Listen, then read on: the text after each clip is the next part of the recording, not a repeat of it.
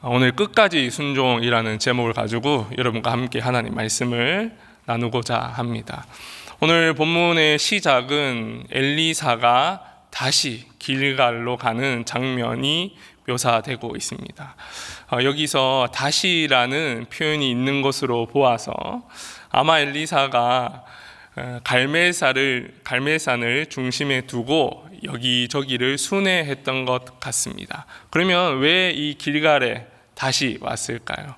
여기 표현에 선지자의 제자들이라는 표현이 있습니다. 따라서 아마 길갈에 이 선지학교, 지금으로 따지면은 신학교가 있었던 것 같습니다. 그래서 이 엘리사가 이 길갈에 가서 신학생들 또 선지 이 학교에 있는 제자들을 위로하고 격려하고 또 가르치는 그런 시간들을 가졌던 것으로 우리가 볼 수 있습니다. 근데 조금 더 주목해 볼 만한 표현이 여기 있습니다. 바로 흉년이 길갈에 들었다라는 표현입니다. 우리가 이제 예상을 할 수 있는 거예요. 어떠한 이제 사건이 일어나겠구나. 흉년과 관련된 사건이 일어나겠구나 우리가 생각할 수 있습니다. 아무튼 이 선생님 엘리사가 오니까 제자들이 그 앞에 이렇게 둘러 앉았습니다. 근데 엘리사가 이 제자들을 보니까 참 하나님의 말씀을 배우기 위해서 이 선지 학교에 왔는데 먹을 것이 없어서 처자식들과 함께 굶고 있는 제자들이 눈에 들어왔던 것 같습니다. 그래서 이 엘리사가 사환을 시켜서 큰 솥에다가 물을 넣고 국을 끓이라고 명령을 합니다. 제가 이 본문을 준비하면서 묵상을 하는데 금방 이런 생각이 떠올랐습니다. 이게 지금 조금 이해하기 어려운 명령이 아닌가? 이 엘리사가 너무 지금 상황과 환경을 모르는 것 아닌가라는 생각이 들었습니다. 왜냐하면 먹을 게 있어야지 국을 끓이지 않겠습니까? 근데 먹을 게 지금 없는 상황입니다. 근데 엘리사가 분명히 그걸 알았을 것 같은데 지금 국을 끓이라고 이야기를 합니다. 저 같았으면은 선생님이 지금 내 현실을 모르시는가? 왜 저러한 이야기를 하시는가? 라고 의문이 들었겠지만 오늘 본문의 제자들은 그 이야기를 듣고 큰 솥에 이제 국을 끓이기 시작합니다.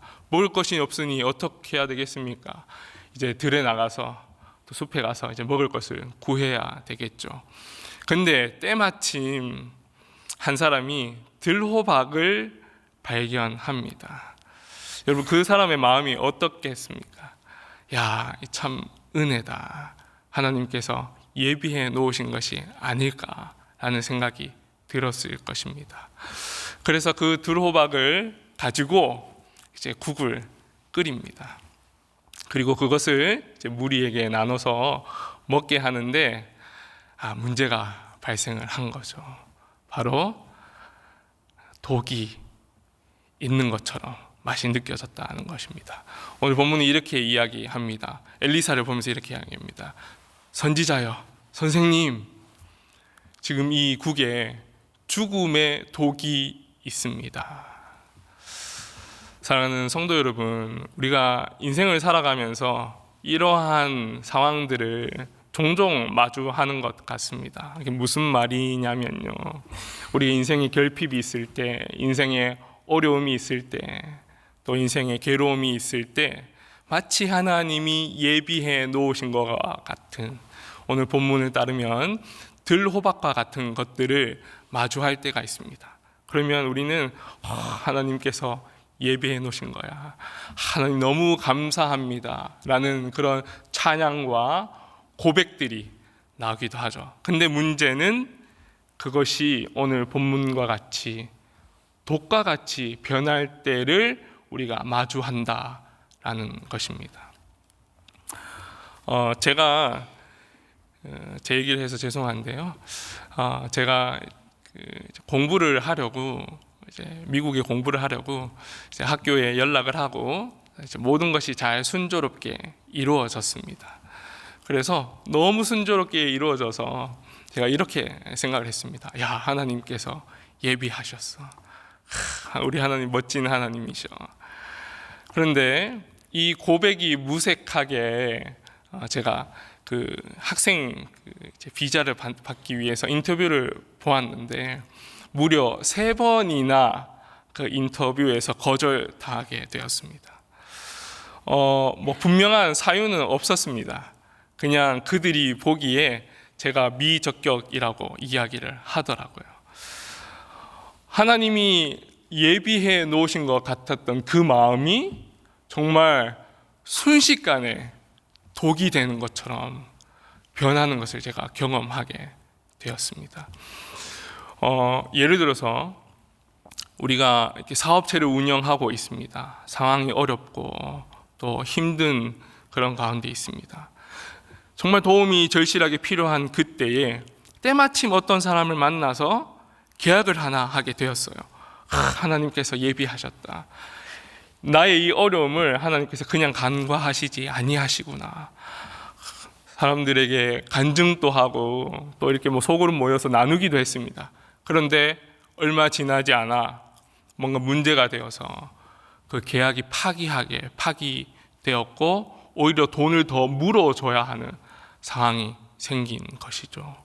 뭐 한 가지 예지만은 우리가 일상을 살아가면서 하나님의 은혜인 줄 알았는데 그것이 순식간에 도구로 변하는 것을 마주할 때가 있다는 것입니다. 그러면 이러한 상황 가운데서 어떠한 반응을 보일까요? 보통 일반적으로 그리스도인들이 뭐 여러 다양한 반응을 보이겠지만 저는 오늘 2가지 반응에 대해서 이야기를 하고 싶습니다. 첫 번째 반응은 그 문제 앞에서 원망하는 것입니다. 제가 오늘 본문을 이렇게 연구하면서 아주 재미있는 것을 하나 발견을 했어요. 오늘 본문 표현 중에 선생님, 선지자여, 죽음의 독이 있습니다라고 말할 때 사실은 이 히브리어로 보면 독이라는 단어는 없습니다. 근데 그냥 죽음이 있습니다 이렇게 표현이 되어 있어요.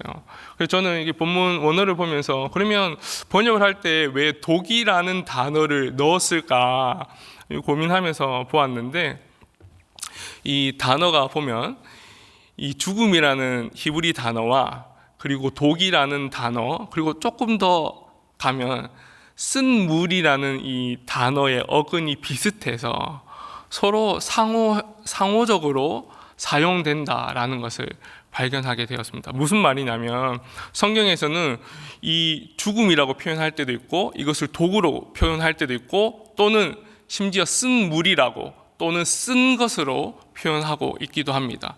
그래서 바로 어디로 이 링크가 걸리냐면 출애굽기 15장의 마라 사건으로 링크가 걸리더라고요. 아니나 다를까 주석을 찾아보니 이 열왕기 하 4장 요 본문에서 많은 주석가들이 마라 사건에 대해서도 이야기를 하고 있었습니다. 이 마라 사건이 은혜인 줄 알았는데 그것이 독이었을 때 신앙인들이 반응하는 그 모습을 적나라하게 보여주고 있는 것이죠. 출애굽을 한 이후에 한 3일 정도 광야를 걸었습니다. 아마 물을 가지고 있었다면 그 물이 다 이제 소진됐겠죠. 근데 때마침 그들 앞에 물을 발견하게 된 거예요. 얼마나 은혜입니까? 갈증이 너무 심했을 것인데 물을 발견했다는 것이죠. 근데 그 물을 맛보는 순간 어떻게 됐어요? 그 물이 써서 마시지 못하는 물이었다는 것입니다. 이 앞에서 이스라엘 백성이 제가 말씀드렸던 첫 번째 반응, 원망의 반응을 합니다. 방금 은혜라고 고백했던 그 고백이 무색하게 바로 그 고백이 전환되어서 원망으로 나아가는 것이죠. 오늘 본문의 이 제자의 반응들은 어떠했을까요? 다행히 오늘 본문에는 제자들이 원망했다라는 표현은 없습니다. 근데 아마 그 지금 사건을 좀 상황을 재구성해 보자면 분명히 선지자를 보면서 이야기를 했습니다. 선생님이여, 선지자여, 지금 국에 죽음의 독이 있습니다. 이 말은 무슨 말입니까? 도와주세요 라는 말로 우리가 이해할 수 있는 것이죠. 신앙인들이 이런 독과 같은 문제 앞에서 반응을 보이는 두 번째가 바로 도울 자에게 도움을 구하는 것입니다. 여러분, 우리가 너무 잘 알고 있습니다. 그 도움을 주실 자가 누구이십니까? 바로 전능하신 하나님 아버지이십니다. 감사하게도 오늘 본문은 이 제자들의 그 요청에 엘리사가 반응을 합니다. 그리고 엘리사가 가루를 가지고 오라고 이야기를 합니다. 그리고 그 가루를 국에 넣었더니 그 국이 정말 거짓말과 같이, 방금 전까지는 이 죽음의 독이 있는 그 국이 먹고 살 수 있는 생명의 음식으로 바뀐 것입니다.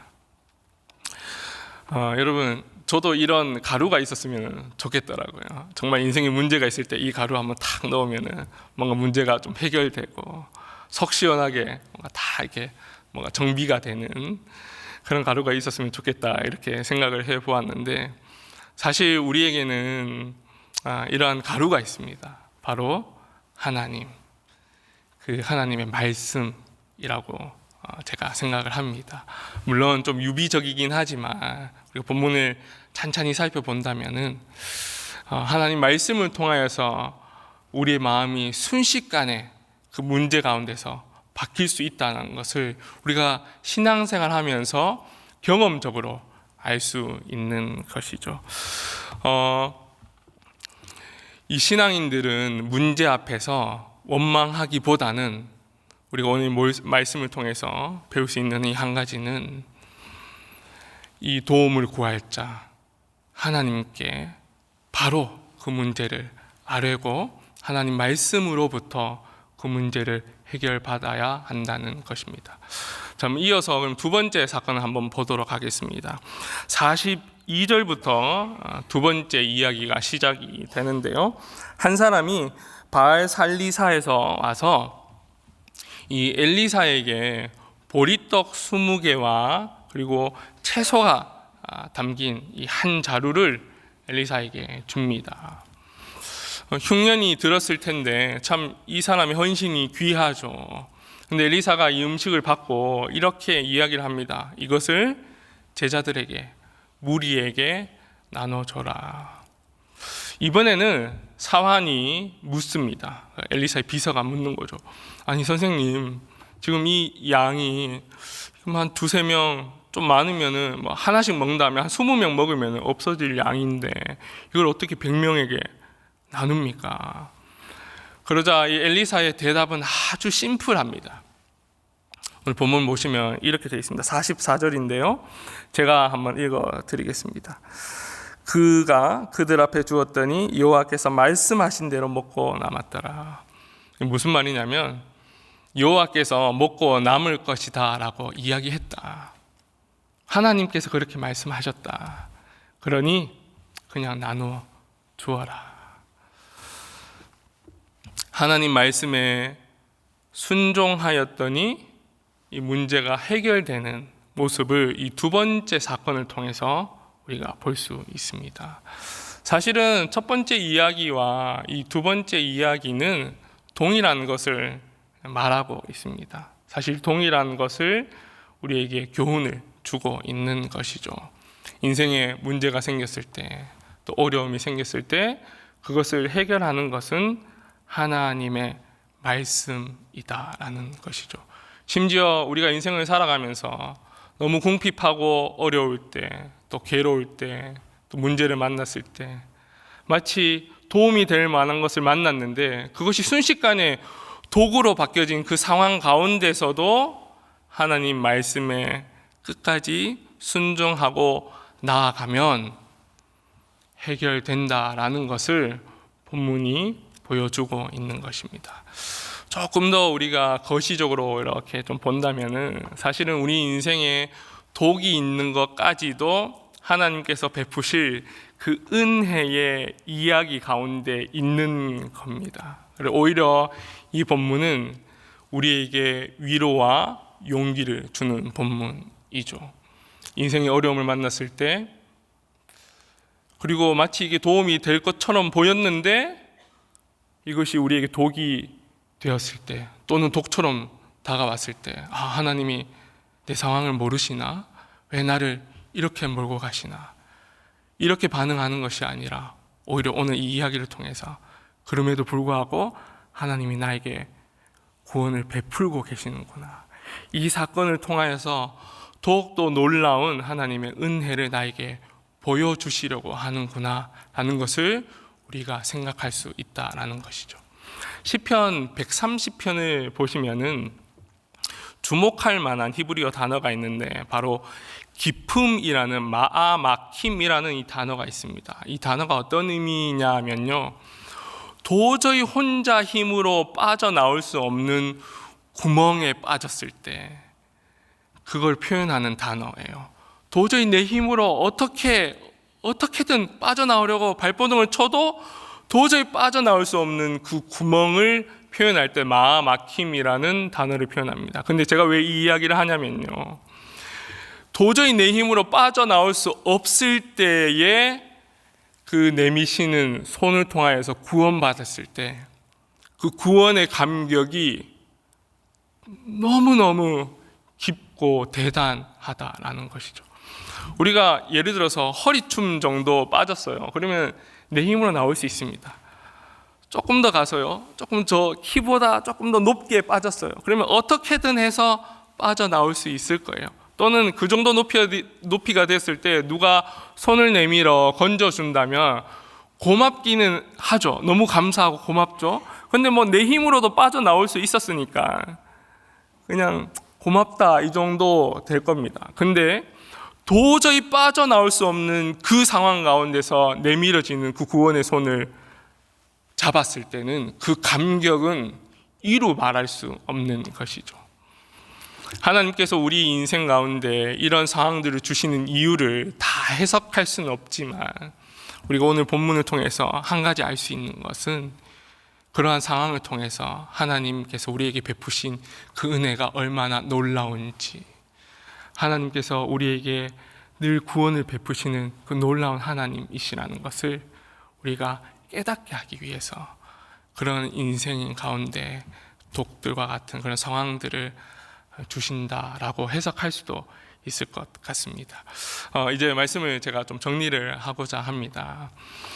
사실 여러분, 우리는 하나님 말씀으로 살아가야 한다는 것을 너무 잘 알고 있습니다. 사실 어떻게 보면 너무 뻔한 교훈이기도 합니다. 그런데 여러분, 이런 이야기 한번 들어보셨습니까? 익숙함은 불경의 지름길이다. 너무 익숙하면요, 우리가 이 불경한 태도를 너무 쉽게 보일 수 있다라는 것이죠. 남녀가 처음 만났을 때도 처음에는 긴장감 있게 만납니다. 그래서 서로 배려하고 조심하죠. 근데 너무 허물없이 가까이 지내면요, 너무 익숙해져서 하지 말아야 할 말도 가끔씩 하게 되고 보이지 말아야 할 행동도 보이게 되는 것이죠. 우리가 하나님 말씀대로 살아가야 함을 너무 잘 알고 있습니다. 오늘 이 새벽에도 하나님 말씀 듣고 우리가 기도하며 그렇게 살아가려고 모였습니다. 그런데 이 교훈이 우리에게 사실 너무 익숙해져서요, 우리의 태도가 하나님 앞에 불경스럽게 변하고 있지는 않는지 한번 이 지점에서 생각해 볼 필요는 있습니다. 그러면 우리는 어떻게 해야 할까요? 사실 우리가 이 불경스러운 태도는 왜 나타나는 것일까요? 익숙함이 있을 수도 있겠지만 저는 이렇게 생각을 합니다. 하나님 말씀을 우리가 듣고 우리 눈으로 또 해석을 하고 또 치열하게 적용해서 오늘 하루 한번 살아내는 그런 경험들이 쌓여야지 되는데, 그런 경험들과 그런 이 고민들, 그 삶을 살아가는 그 행동들이 없이 그저 말씀을 듣고 읽는데 익숙해져서 그렇게 말씀을 매일 듣고 읽는 것이 마치 하나님 말씀으로 살아가는 듯한 그런 착각을 불러일으키기 때문에 사실 인생 가운데 어려움을 만났을 때, 괴로움을 만났을 때 하나님 말씀대로 살아갈 수 있는 그런 실력이 없고 힘이 없을 수 있다라는 것입니다. 예수님이 죽고 난 이후에 한 500년, 600년 이후에 그 마지막 교부 그레고리 1세라는 분이 있습니다. 근데 그분이 이런 이야기를 했습니다. 제가 한번 읽어 드리겠습니다. 계명에 따르지 않고 단지 학습과 독서를 통해 계명을 이해하려는 사람은 그림자를 진리로 착각하는 사람이다. 왜냐하면 진리에 대한 깨달음은 그 진리에 참여하는 사람, 즉 삶을 통해 그 진리를 맛본 사람에게 주어지기 때문이다. 진리를 깨닫기 원하지만 그것에 참여하지 않아 그것의 초보조차 모르는 사람은 거기서 왜곡된 지혜를 얻을 뿐이다. 아주 옛날 뿐이지만 사실 사람은 다 똑같은 것 같습니다. 이 당시에도 하나님 말씀을 듣고 삶으로 살아내려는 사람도 있었지만 그저 하나님 말씀을 머리로 이해하고 그것으로 충분하다라고 생각하는 사람도 있었던 것 같습니다. 그런데 정확하게 꼬집고 있습니다. 하나님 말씀대로 살아가야 됨을 아는 사람은 그렇게 살아내야 된다라고 이야기를 하는 거죠. 그렇게 살아내지 않으면 그것을 그림자를 진리로 착각하는 사람이 될 수 있고, 왜곡된 지혜를 그것이 참 지혜라고 여기며 살아갈 수 있는 위험성이 있다고 지금 꼬집는 것이죠. 사랑하는 우리 3일의 성도 여러분, 우리가 말씀으로 살아내야 할 줄 믿습니다. 오늘 본문을 통해서 우리의 상황이 또 환경이 어렵고 힘들고 결핍과 궁핍과 또 괴로움이 있을지라도 오늘 이 말씀 붙잡고 한번 살아내보는 그런 지혜가 있기를 간절히 축원합니다. 우리 이 시간 말씀을 기억하면서 함께 기도하길 원합니다. 첫 번째는 하나님, 인생의 어려움 가운데에 우리가 원망하지 아니하고 우리의 도움 되시는 하나님께 엎드릴 수 있는 지혜를 더하여 주시옵소서. 그리고 두 번째로 하나님 말씀대로 살아가야 함을 우리가 너무 잘 알고 있습니다. 이 익숙함이 불경함이 되지 않도록 하나님, 우리 가운데 하나님 말씀대로 살아낼 수 있는 그 지혜와 행동할 수 있는 힘을 더하여 주시옵소서. 이 두 가지 기도 제목 가지고 기도하시고 또 개인이 가지고 온 기도 제목을 각자 기도하시다가 자유롭게 일어나도록 하겠습니다. 사랑의 하나님 아버지, 감사합니다.